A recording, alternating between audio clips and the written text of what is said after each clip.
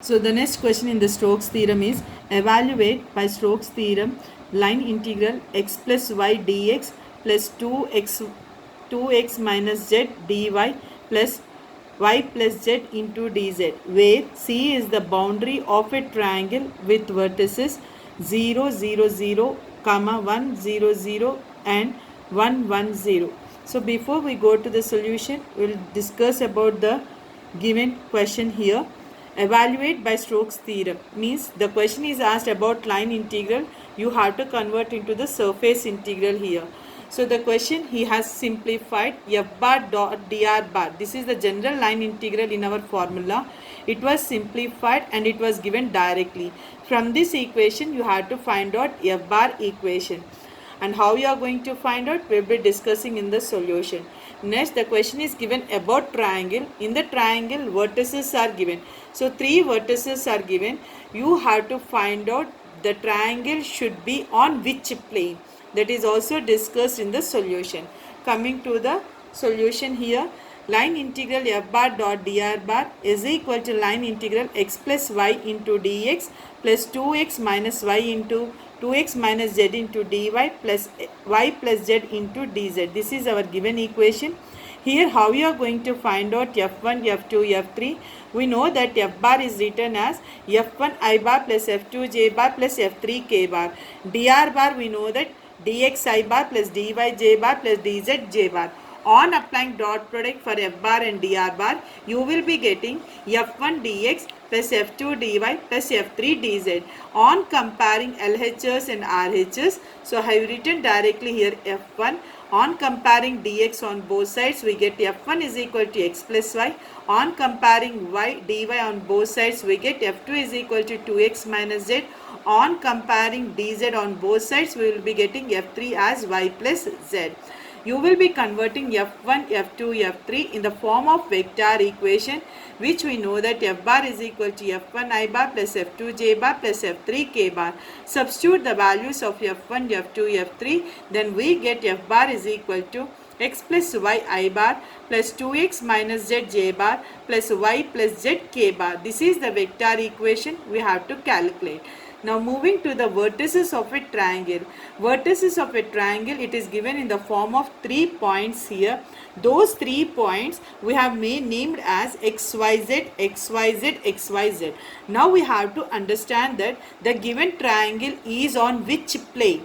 For that, if you observe the points here, for the first point we are having x is equal to 0. In the second point we are having x is equal to 1. In the third point we are having x is equal to 1. Means x is varying from point to the point.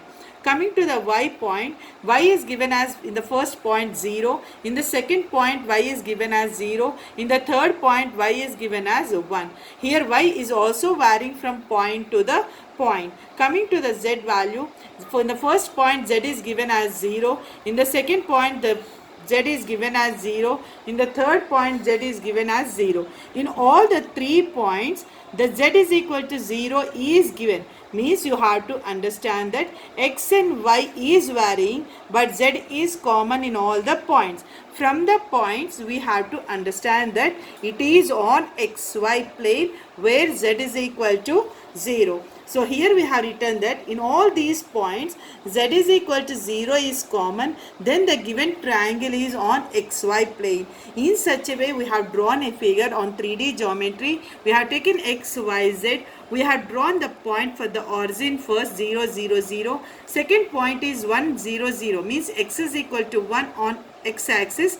We have taken as 1 0 0. Y and z are 0 0. Coming to the third point, it is the intersection point of your x-axis and y-axis. So here you can understand that the point on the y, it will be 0, 1, 0. It is not given but you can estimate the point as 1, 0, 1, 0. With the help of these point of intersections on x-axis and y-axis, we got this point. So here you are going to join all the points in a form of triangle. Here we have drawn the figure. Now the question is converted in the form of surface. So we have not given any arrow marks to this question. Coming to the condition here, we have to calculate surface integral.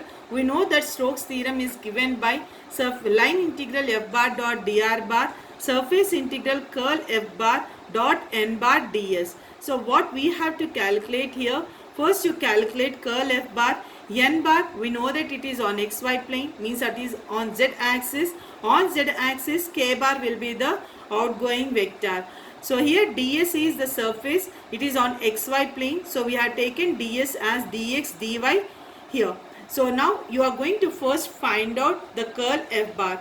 Curl f bar we can write as del cross f bar. Del cross f bar is written in the form of determinant.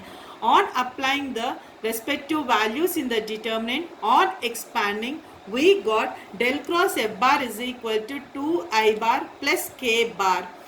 After that, you are going to substitute del cross f bar, n bar value and ds value in your above surface integral.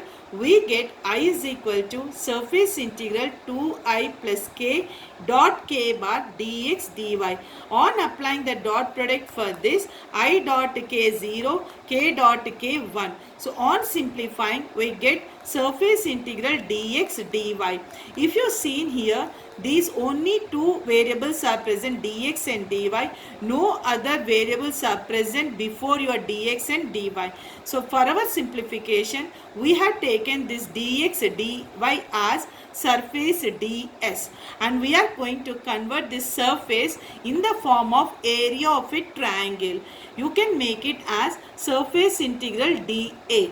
If you are not able to understand, then find out the limits of x and y from the given equation. Means you are going to find out OA line and you are going to find out the OB line here. From these 2 points OA and AB triangle, it is given as half into base into height. Means you are going to find out the limits on x-axis and you are going to find out the limits on y-axis.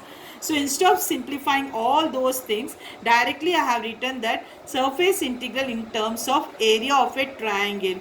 And we have seen that derivative integral gets cancelled. We get I is equal to A. A is the area of a triangle for OAB. Area of a triangle, we know that it is given by half into base into height. So here we have written as base from the figure, it is OA, and height is from the triangle, it is AB. So we have written as I is equal to half of OA into AB.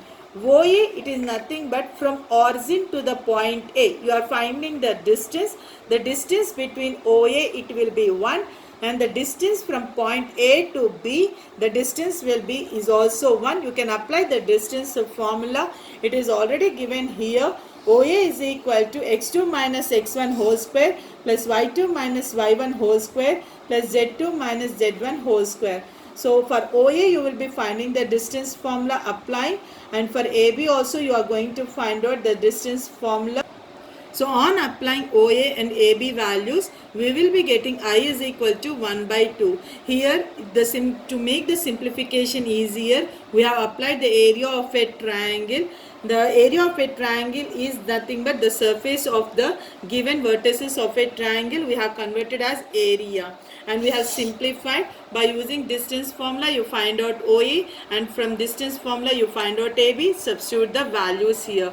So here from the given question, based on your vertices, you will be understanding this on which plane the question is lying. Based on that, the question you simplify, you will be getting the required solution.